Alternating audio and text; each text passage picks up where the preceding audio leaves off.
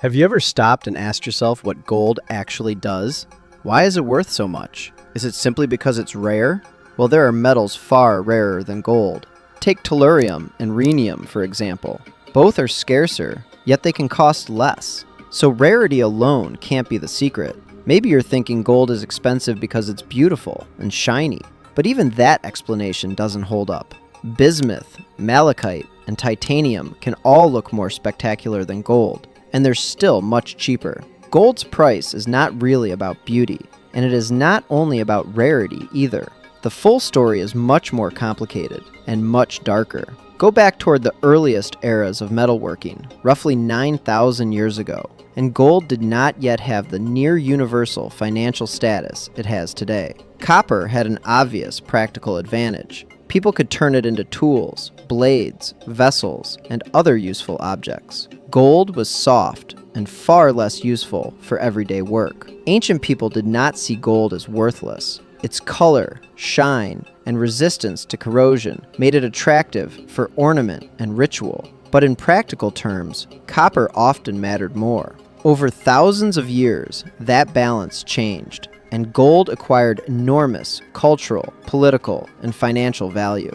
So what changed? How did a metal with limited everyday usefulness become a global symbol of wealth and power? After digging deeply into the subject, we're going through the real history of gold, humanity's relationship with this metal, when people first discovered it, the reasons it became so valuable, and the events that turned it into one of the most desired substances on Earth. We're also going to uncover gold's dark side, because the hunger for this metal became a powerful motive for conquest, plunder, and the devastation of entire societies. Think about your phone. It's worth money because it serves a clear purpose. You use it to communicate, take pictures, call people, and do 100 other things. A car also has material value because it takes you from one place to another. You can commute, travel, and carry things in it. That logic makes sense. Oil is valuable for the same obvious reason. It powers trucks, cars, motorcycles, even that little C90.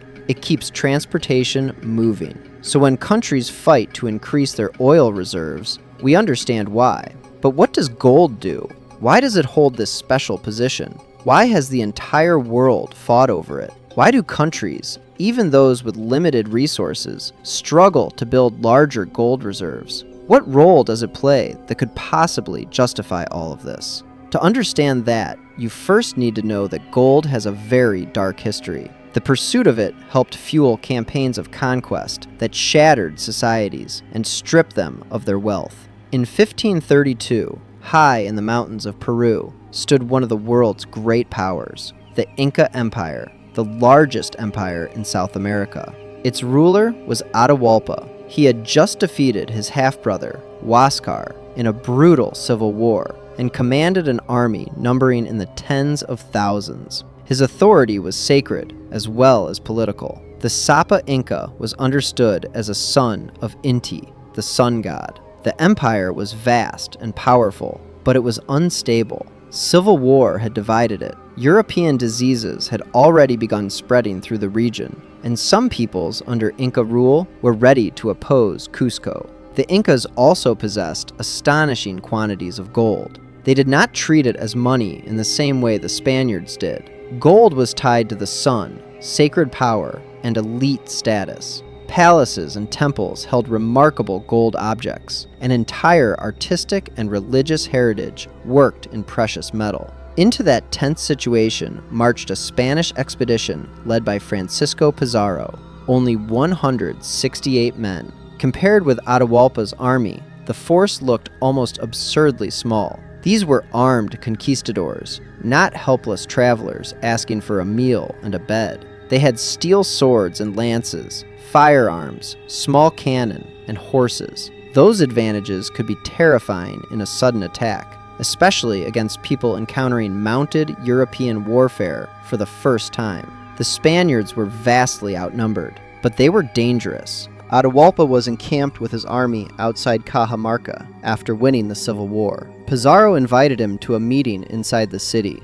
From the emperor's point of view, 168 foreigners could hardly threaten an army of tens of thousands, so he accepted. On November 16th, 1532, Atahualpa entered Cajamarca's main square in a ceremonial procession, carried on a litter and surrounded by attendants. His main army remained outside the city. Pizarro's men were already hidden in the buildings around the square. A Spanish friar approached Atahualpa with religious and political demands. The exchange broke down. Then Pizarro gave the signal. Cannon and gunfire exploded across the plaza. Armored horsemen charged into the tightly packed procession, while soldiers attacked with steel blades. The noise, smoke, and unfamiliar horses created chaos. Many of Atahualpa's attendants were killed, and the Spaniards seized the emperor alive. That was the trap. The 168 men had not defeated Atahualpa's whole army in open battle. They had isolated the one person at the center of the empire and captured him in a carefully prepared ambush. Then the bargaining began. How much would the Incas give them in exchange for their emperor's life? 1 million? 2 million? Name the price. Remember, Atahualpa was a political leader with sacred authority, and his capture threatened the whole structure of the empire. His supporters were prepared to surrender an extraordinary amount of wealth to save him. Desperate to buy back his own life, Atahualpa made the Spaniards an extraordinary promise. He told them, "I will give you an entire room filled with gold." The room was roughly 6.7 meters long and 5.2 meters wide, and he offered to fill it with gold as high as he could reach. Atahualpa stood up, raised his arm, and marked the exact height. The agreement also included an enormous quantity of silver. The Spaniards were stunned. They already knew the Incas had a lot of gold, but they had never imagined wealth on this scale. A room that large, filled with gold, up to the height of a man's raised hand? It was almost impossible to believe. But Atahualpa intended to keep his promise. Over the following months, gold and silver arrived in Cajamarca from across the empire. Temples and palaces were stripped of precious objects to assemble the ransom. These were not mere lumps of metal. Many were works of art with sacred and cultural meaning. More Spaniards also arrived, strengthening Pizarro's position. Atahualpa delivered. Just as he had promised, the room was filled with gold to the height he had marked, along with vast amounts of silver. The Spaniards could barely contain their excitement. Much of the metalwork was melted into ingots, destroying the original objects so the treasure could be divided and transported more easily. After taking all that gold, they broke their side of the bargain. Pizarro and his men took the treasure, put Atahualpa through a trial, and condemned him to death. In 1533, he was executed by garrote, strangled, despite the ransom he had delivered. Atahualpa had paid an unimaginable ransom, one of the greatest treasures ever offered by a prisoner, to save his own life. The Spaniards took it all and broke their promise anyway. And they didn't stop there. The Spanish forces marched on Cusco, the Inca capital, and looted the wealth and gold they found there. More sacred objects were stripped from temples and palaces, melted down, and carried away. People who resisted were killed, and Inca political and cultural life came under sustained attack. The conquest and the resistance to it continued for years. Gold and silver were major motives for the invaders, but gold alone did not bring down the Inca Empire. The recent civil war had fractured the state. Epidemic disease had devastated communities and killed leaders. Spanish horses, steel weapons, firearms, and tactics gave Pizarro's forces military advantages, while alliances with indigenous groups hostile to Inca rule gave the invaders crucial local support. Those forces worked together, turning one tiny expedition into a much larger colonial conquest. The hunger for gold remained at the center of the violence, from the ransom and looting to the mines and forced labor systems later imposed across the region. So how did gold acquire enough value to become one of the forces behind the destruction of an entire civilization? If you're enjoying the story so far, leave a like and subscribe. It helps me keep bringing you deeply researched stories like this one. Human societies built gold's value over thousands of years from a mixture of physical qualities, scarcity, belief, power, and history. Gold is useful, but nature did not assign it a price. Gold was not automatically the most important metal from the moment humans first saw it. For early communities trying to build, hunt, farm, and survive, copper offered far more immediate practical use. People sometimes dramatize that contrast by saying ancient humans would trade kilograms of gold for only a few grams of copper. Do not treat that as a universal ancient exchange rate. History was never that neat, but the exaggeration carries a useful point. There were places and periods where practical copper could matter more than decorative gold. To understand how that changed, we have to travel back thousands of years, before metal became part of everyday life. Many communities relied mainly on stone, bone, leather, and especially wood. Their tools and weapons came from the materials they understood and could reach, long before iron tools, bronze weapons, nickel objects, or gold coins became common.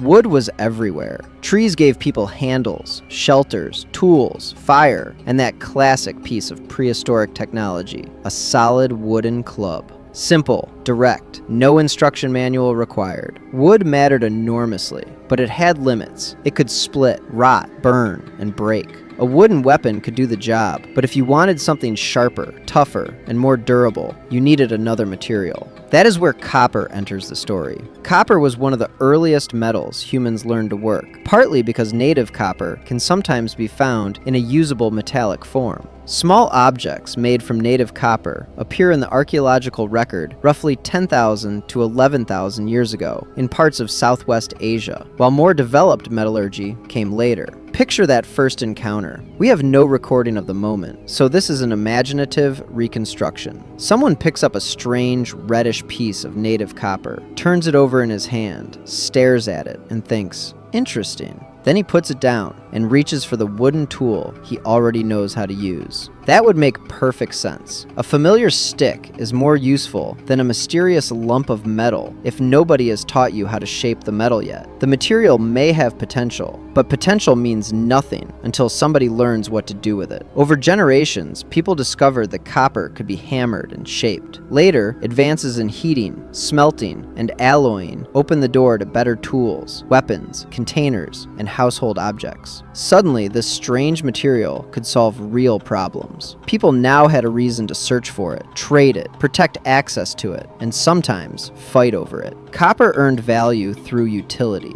It did work. Gold also entered human life very early, but it offered a different kind of attraction. Imagine another scene. Someone lifts a piece of native gold into the light. It glows, with a color unlike almost anything else around it, and he stares at it in amazement. Did he throw it aside and run back to his copper? We cannot know. But if he needed a hard blade, a reliable tool, or a strong weapon, copper was the more practical choice. Pure gold is soft. A golden club may look magnificent, but in an actual fight, please give me the wooden one. For long stretches of early history, copper, and later copper alloys, did far more of the practical work. Gold was better suited to ornament, ceremony, display, and exchange. That difference helps explain why the two metals developed two very different kinds of value. Then people noticed that gold keeps its appearance. Copper reacts with its environment and develops tarnish and patina. Gold resists corrosion, so it can remain bright for centuries. It does not rust away.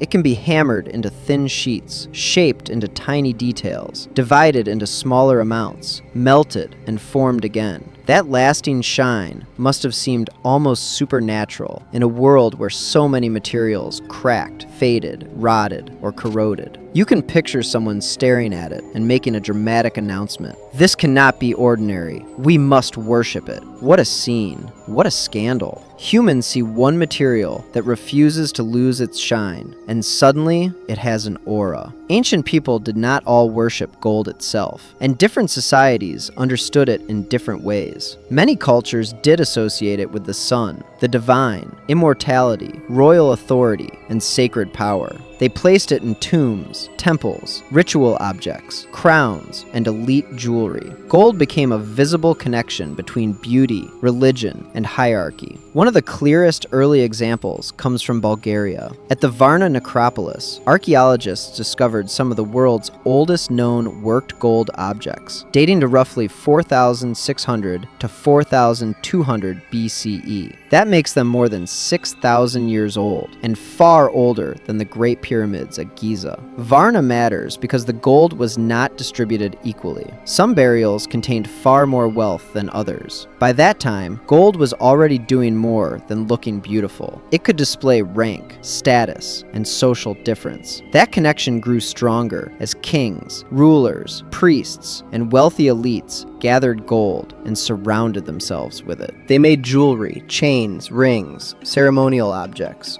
furniture decorations, crowns, and clothing covered with gold. The message was impossible to miss. The person surrounded by this rare, untarnished metal must be important. Ordinary people naturally began connecting gold with the people at the top. If rulers wore it, temples displayed it, and elites controlled it, then gold itself came to represent authority. What a performance. Honestly, what a flex. Rulers then pushed that association further. There was probably no secret meeting where every ruler in the ancient world agreed to trick humanity. History is messier than that. Royal courts and institutions amplified gold's prestige, controlled access to it, used it in public displays, demanded it as tribute, and eventually gave it an official role in systems of money. Imagine you have a very rare plant growing in your home. Let us say it is an unusual herb. In practical terms, it is nothing miraculous, only another green plant like mallow or celery. But it is rare, and somehow you own a huge supply. So you begin building a story around it. You connect this plant to status, prestige, authority, and power. You tell people it has a mysterious quality, and that owning it makes a person look important. Then you display it everywhere. Leaders wear it. Temples preserve it. Wealthy families compete over it. After a while, people believe this story because everybody around them behaves as if it is true. They want the plant, they trade for it, and its rarity pushes its price higher. It now has value because of what society has agreed it means, as well as what it does. My argument is that gold followed a similar path. Rulers did not create gold's physical qualities. They did not invent its scarcity, beauty, or resistance to corrosion. But royal courts, temples, merchants, and states helped turn those qualities into a powerful social symbol. They accumulated gold, displayed it, taxed it, traded it, and linked it to wealth and authority. Coinage pushed that process much further. Around the 7th century BCE, some of the earliest coins appeared in Lydia, in what is now Western Turkey. They were made from electrum, a natural mixture of gold and silver, and struck to regulated weight standards. Later, the Lydian kingdom issued separate gold and silver coinage. That standardization mattered. Instead of weighing an unfamiliar lump of metal in every transaction, people could recognize an official piece with a known weight and mark. A ruler's stamp helped turn metal into a trusted unit that could circulate through markets, simplify payments, settle debts, and store wealth. Gold was genuinely well suited to that role. It is scarce enough that a small amount can hold substantial value, yet not so rare that coinage is impossible. It is durable and highly resistant to corrosion. It is portable, divisible, easy to shape, and recognizable by its distinctive color and density. Those are real advantages for money. Copper had practical value because it could become tools, weapons, and useful objects. Gold developed another kind of utility. It could preserve wealth, communicate status, and function as a trusted medium of exchange. Both kinds of value mattered. Gold's physical properties still cannot explain its price on their own. Human beings built institutions, traditions, laws, markets, and stories around those properties. We connected gold to royalty, sacred power, success, and social rank, then passed those associations from one generation to the next. Socially constructed value does not mean meaningless. Money itself works because people share rules and expectations around it. Gold became valuable because its useful qualities and limited supply met a powerful collective belief, reinforced by institutions for thousands of years. The ancient idea is still alive today. Gold remains a symbol of wealth and prestige because people, governments, banks, jewelers, and markets continue to treat it that way. Its value exists in the metal, but also in the human mind. Now we're inside a collection holding more than 4,000 mineral and gemstone specimens, many pulled straight from deep inside the earth. People had to dig down, break them free, and bring them back to the surface. This place was founded in 1794. It is more than 230 years old, and for all that time, they have been building this collection, stone by stone, mineral by mineral. Today, it contains more than 4,000 pieces. Honestly, at that rate, they must have turned the whole Earth inside out. This collection is the perfect place to uncover some surprising facts about minerals, and gold in particular, that most people have never heard. Let's go inside. The atoms in many heavy elements, including silver, uranium, platinum, and gold, were not created by ordinary processes here on Earth. They were forged in space, in extraordinarily violent cosmic events, such as supernovae and collisions involving neutron stars, long before our planet existed. Any piece of gold you have at home, or any gold jewelry you have ever seen, contains matter that was born in space. Not one gold atom began its life inside the Earth. That gold was created out in the universe, scattered through space, and eventually became part of the material from which Earth formed. Once those elements were here, geology took over. Over millions of years, rather than a day, a week, or even a lifetime, the heat, pressure, and moving fluids beneath the surface concentrated them into mineral deposits. Gold often ended up locked inside solid rock. That is why so much of the gold mined today has to be extracted from stone. It is hidden deep inside, and miners have to crush the rock to get it out. Diamonds and many gemstones are a different story. Their crystals form through geological processes within the earth. They do not appear overnight either. The conditions have to be right, and some crystals can remain underground for millions or even billions of years before reaching the surface. Different regions produce different stones with their own properties, shapes, and colors. That is why the world has such a huge variety of gemstones. Every stone has its own character.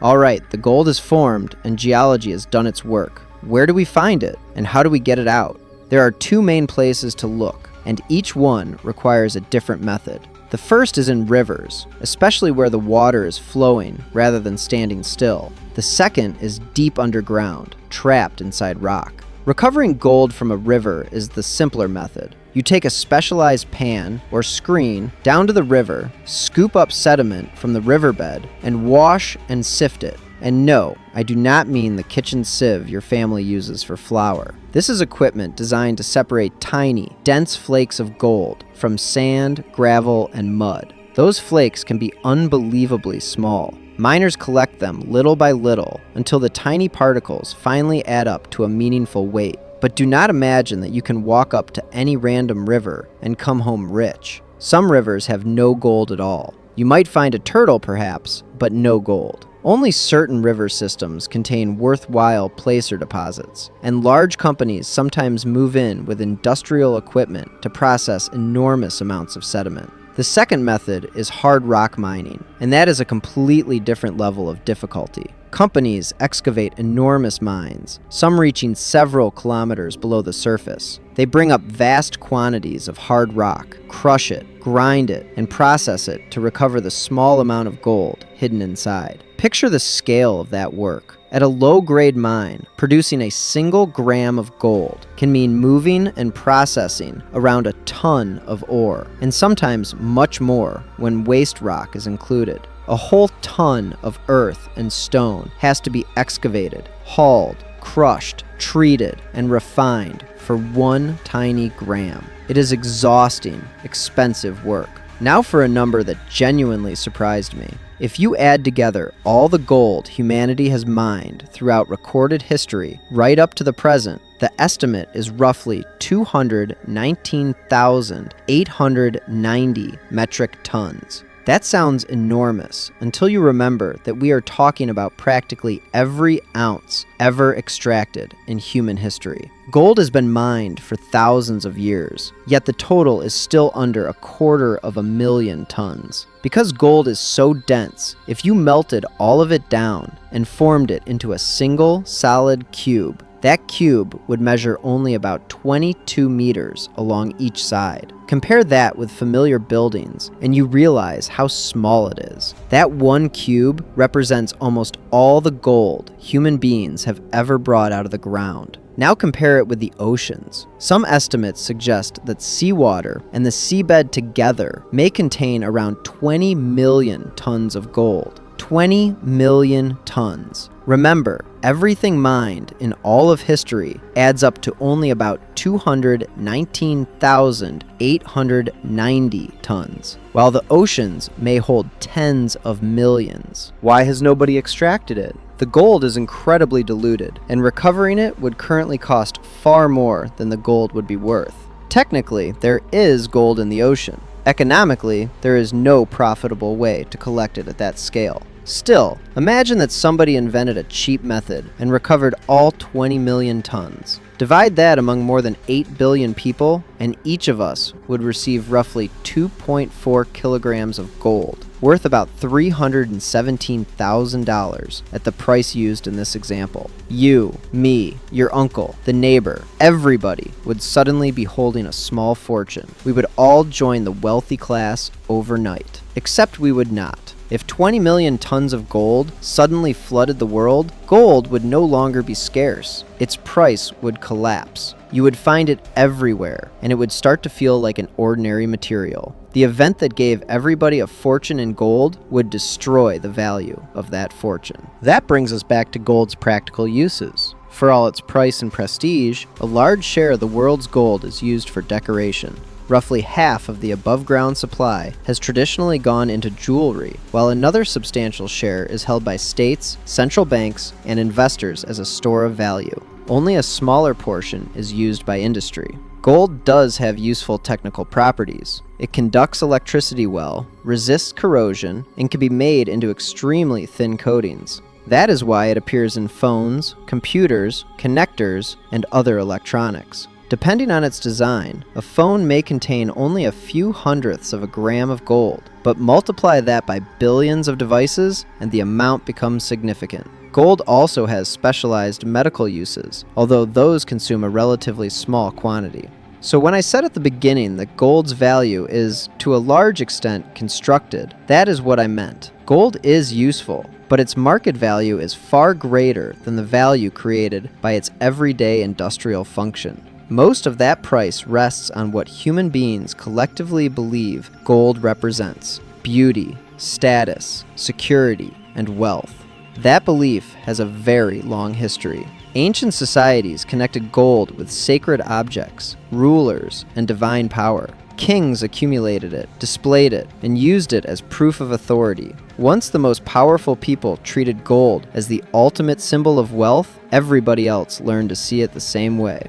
That idea passed from one generation to the next until it became part of the global economy. It is still with us. Central banks hold gold as a reserve asset. Investors trust it during uncertain times, and millions of people buy it because they expect everybody else to continue recognizing its value. That is what makes gold such a strange metal. Its direct role in daily life is limited compared with materials such as iron or copper, yet it commands extraordinary value because the world agrees that it does. Gold was not always placed above every other metal. In some early societies, copper and bronze had greater practical importance. Gold's status rose as people connected it with worship, royalty, prestige, and power. Once that image was established, it survived for thousands of years. People still treat gold with an almost sacred respect today. The story extends far beyond jewelry and kings. Gold has also driven theft, exploitation, violence, and entire systems built around controlling whoever owns the deposits. There is a painful side to this story, and it should make us uncomfortable. Recent estimates put Africa at more than a quarter of annual global gold mine production. The continent is extraordinarily rich in natural resources, including iron, zinc, copper, manganese, yes, manganese, not magnesium, and enormous gold deposits. Ghana, Burkina Faso, Tanzania, Mali, Zimbabwe, and Guinea are only some of its major gold-producing countries. Yet many communities living beside those mines still face extreme poverty. The ground beneath them holds immense wealth, but the people above it often receive very little of that wealth. In parts of the artisanal mining sector, children and teenagers work exhausting and hazardous jobs at the bottom of the supply chain, often alongside women in similarly dangerous conditions. In Burkina Faso and the surrounding Sahel, older estimates have put people under 18 at roughly 30 to 50% of the artisanal gold mining workforce in some areas. In the Democratic Republic of the Congo, estimates cited for artisanally produced gold have suggested that anywhere from 80 to 98% may leave the country through illegal smuggling networks. When that happens, the communities living above the resource see almost none of its value. We should also ask who pays that price with their health, their sweat, and years of their life. We grow up accepting many ideas without asking where they came from. Ask most people why gold is valuable, and they will say it is prestigious, rare, and special. Physically, it is still a metal, just as iron and aluminum are metals. Yes, gold is much rarer than iron or copper, and its physical properties matter, but rarity alone does not explain the extraordinary place it holds in our minds. History, power, culture, and a belief reinforced over generations all played a part. Mansa Musa gives us a famous example of how supply can affect that value. During his pilgrimage in the 14th century, the ruler of the Mali Empire passed through Egypt and distributed and spent so much gold that historical accounts describe its local value falling sharply. Gold became easier to obtain, so the market reacted. The story reminds us how much of gold's price depends on scarcity and shared belief. If people could construct gold's extraordinary status in the first place, what guarantees that they could never take it away? Gold would not become worthless. It would remain a useful, attractive metal. That brings us back to gold's practical uses. For all its price and prestige, a large share of the world's gold is used for decoration. Roughly half of the above-ground supply has traditionally gone into jewelry, while another substantial share is held by states, central banks, and investors as a store of value. Only a smaller portion is used by industry. Gold does have useful technical properties. It conducts electricity well, resists corrosion, and can be made into extremely thin coatings. That is why it appears in phones, computers, connectors, and other electronics. Depending on its design, a phone may contain only a few hundredths of a gram of gold, but multiply that by billions of devices, and the amount becomes significant. Gold also has specialized medical uses, although those consume a relatively small quantity. So when I said at the beginning that gold's value is, to a large extent, constructed, that is what I meant. Gold is useful, but its market value is far greater than the value created by its everyday industrial function. Most of that price rests on what human beings collectively believe gold represents: beauty, status, security, and wealth. That belief has a very long history. Ancient societies connected gold with sacred objects, rulers, and divine power. Kings accumulated it, displayed it, and used it as proof of authority. Once the most powerful people treated gold as the ultimate symbol of wealth, everybody else learned to see it the same way. That idea passed from one generation to the next until it became part of the global economy. But one day, it could be valued more like other materials, according to what it can do, rather than carrying a price magnified by thousands of years of symbolism. As technology changes, we will discover or create materials with practical value far greater than gold's. The next time you see a gold ring, remember what sits behind the shine: ancient mines, royal treasuries, trade routes, coinage, conquest, and the labor still required to pull 1 gram from a ton of rock.